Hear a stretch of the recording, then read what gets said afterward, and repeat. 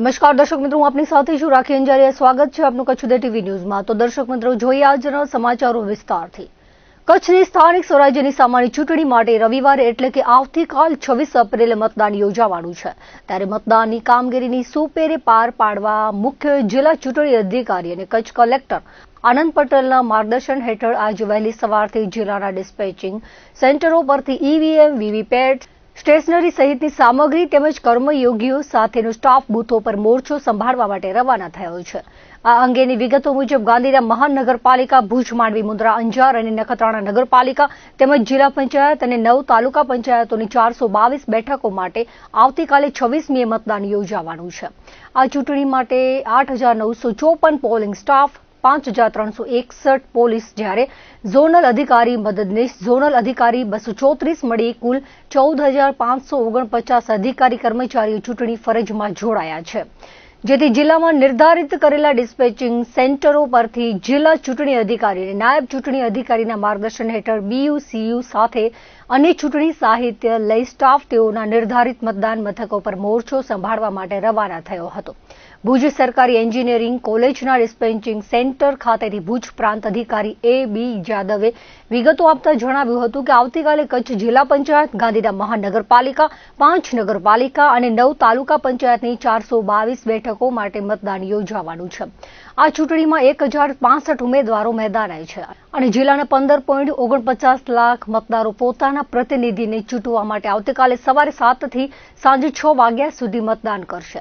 ચૂંટણી પ્રક્રિયામાં 9 તાલુકા પંચાયત માટે 1,362, 5 નગરપાલિકા માટે 270 અને ગાંધીધામ મહાનગરપાલિકા માટે 234 મળી કુલ 1,866 મતદાન મથકો પર મતદાન માટેની વ્યવસ્થા ઊભી કરવામાં આવી છે। જિલ્લામાં 26 સ્ટ્રોંગ રૂમ અને 28મીએ યોજાનારા મત ગણતરી માટે 25 કેન્દ્રો પર વ્યવસ્થા કરવામાં આવી છે। હાલે ગરમીનું પ્રમાણ અસહ્ય છે, ત્યારે મતદાન કરવા આવનારા મતદારો તેમજ ચૂંટણી ફરજમાં રોકાયેલા કર્મચારીઓને કોઈ સમસ્યાનો સામનો કરવો ન પડે તે માટે આરોગ્ય તંત્ર પણ સજ્જ રહેશે। તમામ મતદાન મથકો પર મંડપ, પાણી, મેડિકલ સ્ટાફની સુવિધા રહેશે। ચૂંટણી કામગીરીમાં રોકાયેલા કર્મચારીઓને કુલ 3 તાલીમ આપવામાં આવે છે, તે પૈકીની આજે અંતિમ તાલીમ પણ અપાઈ હતી। જે આવતીકાલે મતદાન થવાનું છે એની પૂર્વ તૈયારીના ભાગરૂપે આજે સમગ્ર 113 મતદાન મથક કે જે આપણું મતદાન થવાનું છે એનો સમગ્ર સ્ટાફ અહીંયા હાજર છે। 480 જેટલી સંખ્યામાં આપણે જે સ્ટાફ છે એને તૈયારી કરાવી છે। કાલે જે મતદાન માટે જરૂરી સાધન સામગ્રી બધી અને ઈવીએમ્સ આજે એમને આપવામાં આવ્યા છે, જેઓ ચુસ્ત પોલીસ બંદોબસ્ત વચ્ચે ઝોનલ ઓફિસર સાથે આજે પોતાના બૂથ પર જઈ અને કાલના મતદાન માટે બૂથની તૈયારીઓ કરશે। આપણે જ્યાં પણ દરેક મતદાન મથકમાં જ્યાં છાંયડાની વ્યવસ્થા કરવાની છે ત્યાં મંડપની વ્યવસ્થા કરેલી છે, પાણીની વ્યવસ્થા કરેલી છે। આ સિવાય દરેક મતદાન મથક ઉપર મેડિકલ સ્ટાફ પણ અવેલેબલ હશે કે જો કોઈ કિસ્સામાં એવી કોઈ ડિહાઇડ્રેશન જેવી કોઈ તકલીફ ઊભી થાય તો તાત્કાલિક એમને ટ્રીટમેન્ટ આપી શકાય।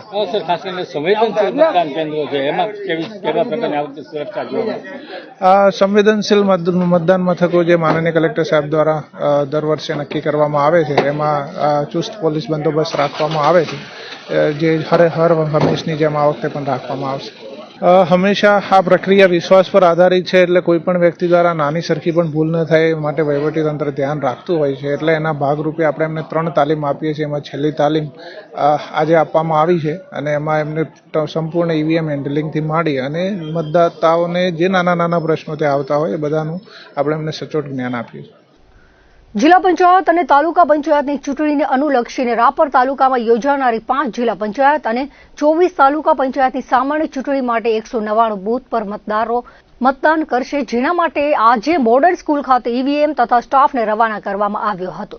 પ્રાંત અધિકારી J.R. ગોહિલ, તાલુકા મામલતદાર H.B. વાઘેલા, તાલુકા વિકાસ અધિકારી ખોડુભા વાઘેલાએ સંયુક્ત રીતે જણાવ્યું હતું કે મતદાન માટે સ્ટાફને જવા આવવા માટે રૂટ 24માં ST 25 ફાળવવામાં આવી છે।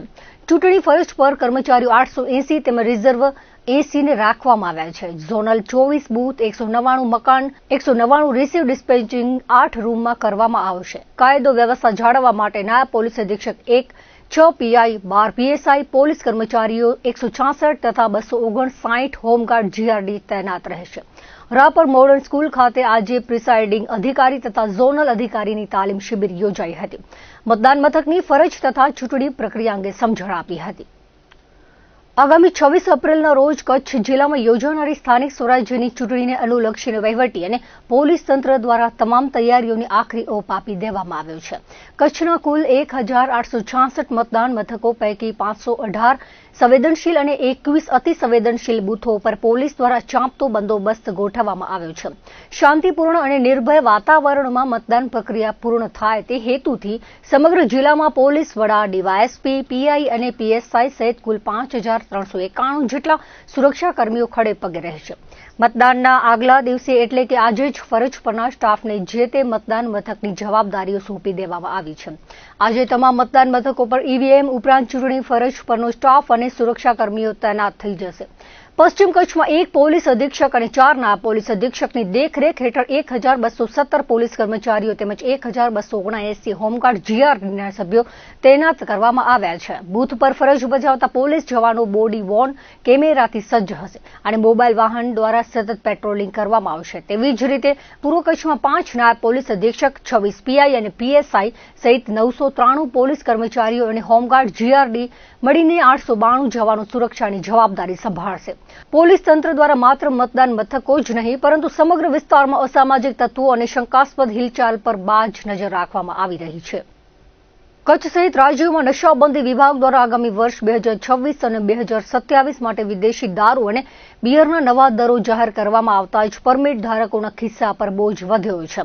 રાજ્યના આબકારી વિભાગે વિવિધ બ્રાન્ડની કિંમતોમાં સરેરાશ 5 થી 10% ભાવ વધારો ઝીક્યો છે, જેની સીધી અસર કચ્છના સ્થાનિક પરમિટ ધારકો પર જોવા મળશે. કચ્છના ભુજ, ગાંધીધામ અને મુન્દ્રા જેવા શહેરોમાં આવેલી અધિકૃત વાઇન શોપ્સ અને લાયસન્સ ધરાવતી હોટલોમાં હવે નવી કિંમતો મુજબ વેચાણ શરૂ થશે. આ નવા ભાવ વધારાને કારણે જે સહેલાણીઓ કે સ્થાનિક પરમિટ ધારકો કાયદેસર રીતે દારૂની ખરીદી કરે છે તેમને હવે ગત વર્ષની સરખામણીએ વધુ રકમ ચૂકવવી પડશે. આ ભાવ વધારાની એક રસપ્રદ પાસું એ પણ છે કે હવે કચ્છ અને રાજ્યની પોલીસ દ્વારા પકડવામાં આવતો દારૂનો જથ્થો આંકડાની દ્રષ્ટિએ વધુ મોંઘો સાબિત થશે. કચ્છ ભૌગોલિક રીતે મોટો અને સરહદી જિલ્લો હોવાથી અહીં મોટા પ્રમાણમાં વિદેશી દારૂનો જથ્થો પકડાતો હોય છે. અત્યાર સુધી પોલીસ જૂના ભાવ મુજબ જપ્ત કરેલા માલની કિંમત આંકતી હતી, પરંતુ હવે નવા પરિપત્ર મુજબ પોલીસ ચોપડે જપ્ત કરેલી બોટલોની કિંમત બજારના નવા ઊંચા ભાવ પ્રમાણે ગણવામાં આવશે. આનાથી આવનારા દિવસોમાં કચ્છ પોલીસ જ્યારે દારૂના મોટા દરોડા પાડશે ત્યારે મુદ્દામાલની કુલ કિંમતના આંકડામાં મોટો ઉછાળો જોવા મળશે. આમ બજારમાં ભાવ વધવાની સાથે ગુનાહિત પ્રવૃત્તિમાં પકડાયેલા માલની વેલ્યુ પણ કાગળ પર વધી જશે. આબકારી વિભાગના આ નવા દરો તાત્કાલિક અસરથી અમલી બન્યા હોવાથી જિલ્લાની તમામ લાયસન્સ ધરાવતી સંસ્થાઓ નવા ભાવપત્રક લગાવી દીધા છે. અબડાસા ધારાસભ્ય પ્રદ્યુમનસિંહ જાડેજા તેમજ સાંસદ વિનોદ ચાવડા દ્વારા નખત્રાણામાં વિવિધ વિસ્તારોમાં સવારથી ડોર ટુ ડોર પ્રચાર શરૂ કરવામાં આવ્યો હતો. વેપારીઓ અને નગરજનોને મળતા શુભકામનાઓ પાઠવી હતી અને લોકોએ વિશ્વાસ વ્યક્ત કર્યો હતો. જંગી બહુમતીથી ભાજપના નગરપાલિકાના તમામ ઉમેદવારોને જીતાડવા માટે અપીલ કરવામાં આવી હતી. નખત્રાણાની મુખ્ય બજાર, વથાણ, સુપરમાર્કેટ, નવાવાસ, જૂનાવાસ સહિતના વિસ્તારમાં પ્રચાર કરવામાં આવ્યો હતો. આજે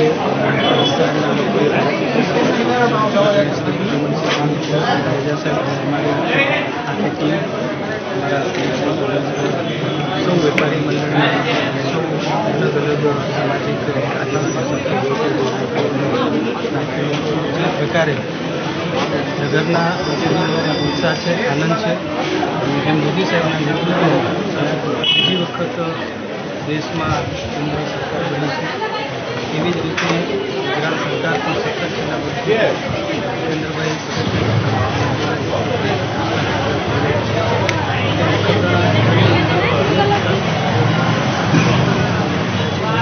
ઉત્સાહ છે. અને આજે ડોર અમે જ્યારે જઈ રહ્યા છીએ ત્યારે સાથે સાથે રોડની અંદર ભારતીય જનતા પાર્ટીના ઉમેદવારો વિજય બનશે. જે ઉમેદવારો કરી રહ્યા છે જે માહોલ બન્યો છે નગરપાલિકા અમને પહેલી જ મળી છે એટલે લોકોમાં એટલો બધો ઉત્સવ છે અને ઉમેદવાર જે છે એ બધા એકદમ સક્રિય અને ખૂબ મહેનત કરી રહ્યા છે. અને ભારતીય જનતા પાર્ટીની સરકારમાં જ્યારથી ગુજરાત સરકારમાં મોદી સાહેબ હતા, અત્યારે દેશના વડાપ્રધાન છે અને મુખ્યમંત્રી અને તાલુકાના જિલ્લાએ અને સંસદ સભ્ય અને ધારાસભ્ય જે કામ કર્યા છે એટલે એ લોકોને આજ તમે ગમે એ વિસ્તારમાં જાઓ કાંઈ ને કાંઈ કામ થયું છે.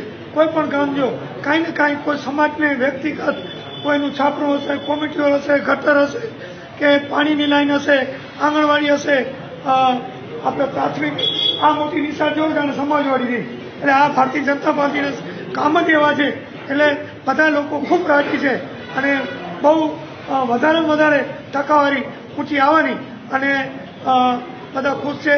અને આજે અમે બધા લોકસંપર્કમાં નીકળેલા તો બધા વેપારી લોકોએ કે હાર પહેરાયો ઉમેદવારને કે આ સાલ ઓઢાડી એટલે બધાનો ખૂબ જ ઉત્સાહ છે અને સરકાર છે.